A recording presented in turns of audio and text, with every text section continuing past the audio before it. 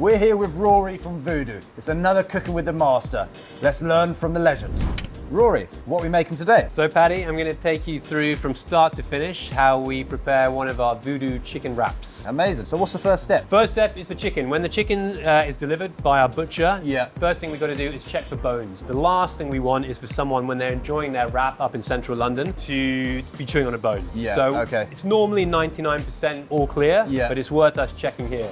So I'm just doing that with my hands now. I noticed this chicken thighs. Is there a reason in particular you lose the thigh over breast? Just keeping in the juices. We find that the darker meat on the chicken retains the moisture of the brine, which is what I'm going to show you next. Far better than the white meat. Then I think this is all looking pretty good. We use H&M Meats based in New Cross, so not too far away. Worked with them for a couple of years. They're really friendly. We know the owner, Ryan, always gets us the best product. Now we need the magic ingredient, the brine. Brine is really our secret sauce. It's how we're trying to get a cut above our competition. It's something that's really hard to do, and you only typically find it in the Michelin or fine dining restaurants. So we're unique in London at brining chicken at this scale. What it involves is preparing a saltwater solution in advance with a few smoky spices. We're going to boil all the ingredients in the morning, help them dissolve. It's then going to go into our blast chiller for a couple of hours, bring it down to 5 degrees or below. Then it's going to be poured onto our chicken here, where it's going to sit overnight. So do you boil it at the start so it concentrates all the flavours, like reducing it a little bit? Exactly. It's going to dissolve the salt and let all the spices and herbs seep into that solution. Really, it's a process called osmosis. Over the course of about 6 hours or longer, we leave it overnight. It's going to absorb into the protein structure some of that salt water, giving it extra flavour and something really unique. I remember osmosis, GCSE biology. Absolutely. Okay, so now Paddy, we're going to pour in our brine. This was prepared this morning. It's a 5% brine. There's 5% of salt in the solution. So let's say it's a litre of water, 5% of that, so that's 50 grams is going to be salt. We've got a little bit of sugar, and then lemons, bay leaves, thyme, and flat leaf parsley. And then we're going to submerge the chicken now. And you're straining off any thyme, bay leaves. Exactly, we've got a few peppercorns in there as well, and then just mix it in. And then you'll leave this overnight, will you? Yeah, Paddy, that's right. It's got to be left for a minimum of 6 hours. But yeah, we'll leave it overnight.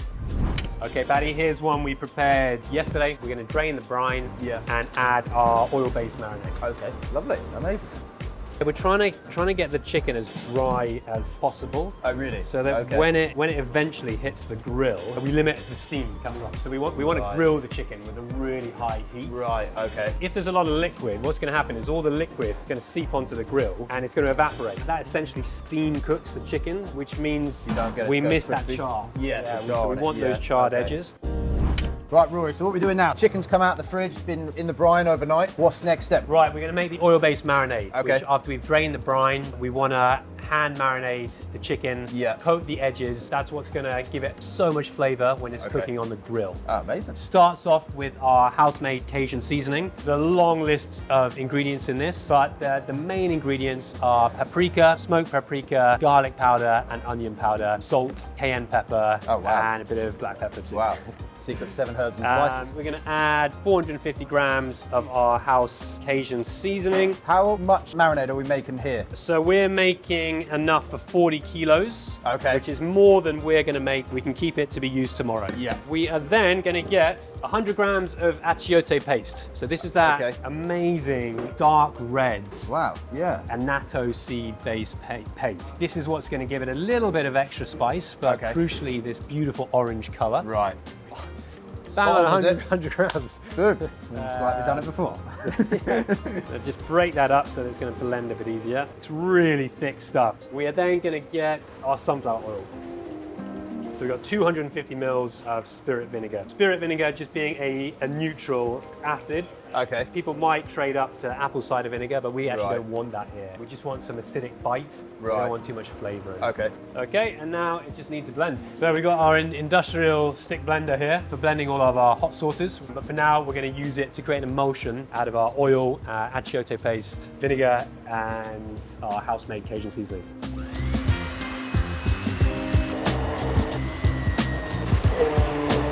That is our marinade. God, it smells amazing. Smells very nice. So I'm going to add a little bit of our oil-based marinade, and then I'm going to mix this by hand. So even with the large quantities of chicken that we prepare here every week, it's all hand mixed. At the moment, the best way to ensure every piece is covered thoroughly is to hand marinade. God, it smells amazing, that marinade. So pretty much there. From this step, we would typically vacuum pack it to preserve the life. And that's when we're going to send it up to our sites to be cooked fresh to order. Yeah. Oh, amazing. So our next step, what goes great in a wrap? Chicken, sauce, and of course, coleslaw. Rory, talk us through it. So we're going to make our coleslaw fresh here, like we do every day. We have tried asking suppliers to do this in the past, but no one can really make a coleslaw as fine as we want it. So we've got really set specifications. So we're going to use a red cabbage. We kind of alternate. Sometimes we use red, sometimes white, just to create a bit of color. Yeah. We're going to quarter it first. Yeah. And put it through our slicer. Once we've done that, we're going to add some carrot.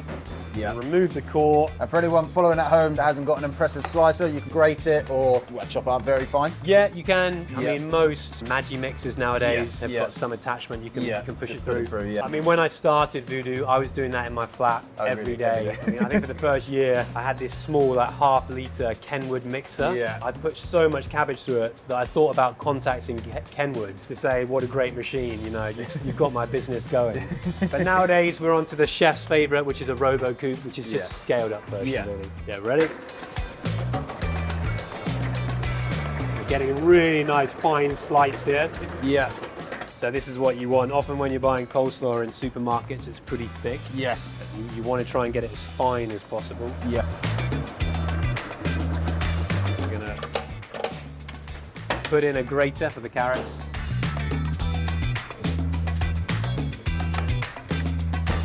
There we go. Oh, that was pretty quick.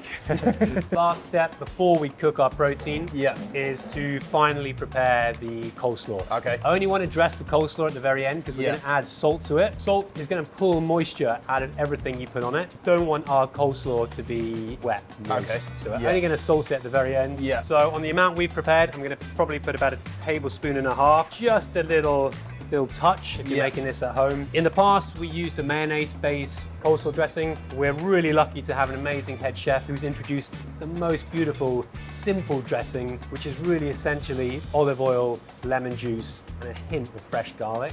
Lovely. It's so good. You've got to try. Wow. So we're going to add about 50 ml of this and then just give it a little mix. Why do you prefer using this to the mayonnaise? A little more light, less heavy? Yeah, it's healthier. And again, we want all the different components to sing in harmony. Yeah. And by using a more simple coleslaw dressing, we're allowing it to complement the rest of the ingredients. Yeah. I mean, look at this. You can already see that colour just starting to bleed a little bit. Yeah. So fresh and zesty, really healthy. Okay, so last step, we're going to cook the chicken. Here we go. Exciting. Main event. So what we're going to do, Paddy, is use our plancha griddle. Yeah. If you're at home, you can use a frying pan, skillet pan. Right. Ultimately, a frying pan. Yeah. We then have a little magic touch, which is clarified annatto butter. It's essentially a clarified butter with a few of those annatto seeds to give it a lovely red color. Right. If you're at home, you can use any vegetable oil. If you're really professional, you want to make a clarified butter. Clarified butter is just butter with the milk solids removed. Okay. So it's got a higher smoke point. Right. If we put butter on the grill straight away, it would burn everything. By clarifying the butter first, with this higher smoke point. With the chicken, you always want to put it where the skin would have been. You want to put that down for the first 3 or 4 minutes. Yeah. Why is that? It's not going to stick as quickly as if you're using the slightly rougher side with more ridges. Okay. Not many people know this at home, but yeah, you'll save a lot of frying pans if you put it the skin side down first. Yeah. That smells amazing, Rory. It smells really nice. Yeah, we're getting there. It's been about 3 minutes, so we're going to turn over. Hopefully we'll see what color we've got. Another 3 minutes. We'll then probe temp it, make sure it's 75 degrees. Yeah. And then we'll start preparing it, adding our basting sauce. We're going to add the pineapple and mango today. Oh, amazing.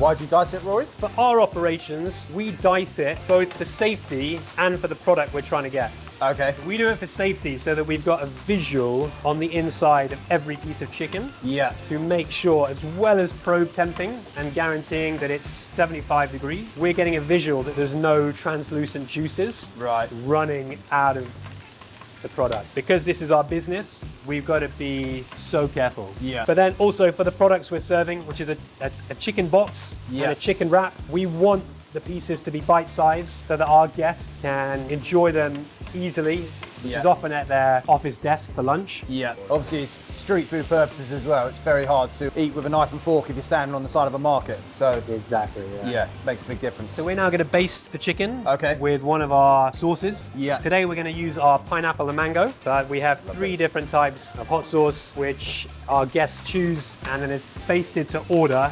Okay, so we got enough for 3 wraps here. That's Josh, Paddy, and if I'm lucky, one for me. Okay, so we'll put these on the grill until they bubble. Yeah. So it goes, because it's a mild sauce, we only put a little bit of chili jam. So we do 1 line of chili jam, then same amount of slaw as chicken, which is, that's more than enough. Take a bit of that out. Then the chicken goes on, same sort of line like this. Then it's a drizzle of mayonnaise. Like that. And then we do burrito style, so you kind of fold at the edges first and then over, finish it off. And then same again with the wrapping paper, kind of fold it over, in on the edges.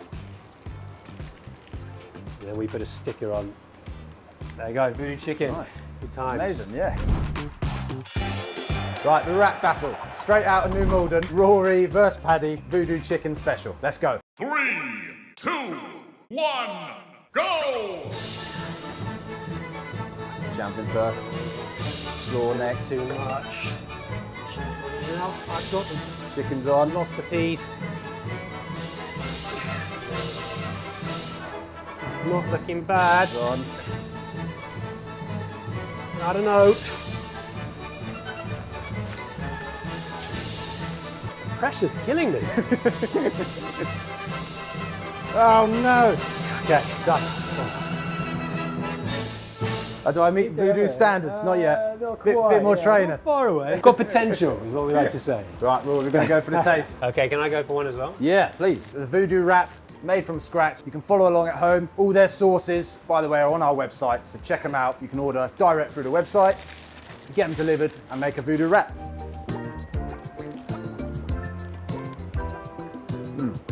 That is really, really nice. The spiciness that's been charred on the grill, so special. Chicken's still moist, even though it's got the charred outside. Brine definitely makes a difference to that. And then you've got that sweet chili jam. Sweet chili jam Got a bit of cuts through it. spice. Yeah, with a bit of spice, yeah. That's lovely. Seriously, that's really, really nice, Rory. Thank you very much. Make sure you cook at home.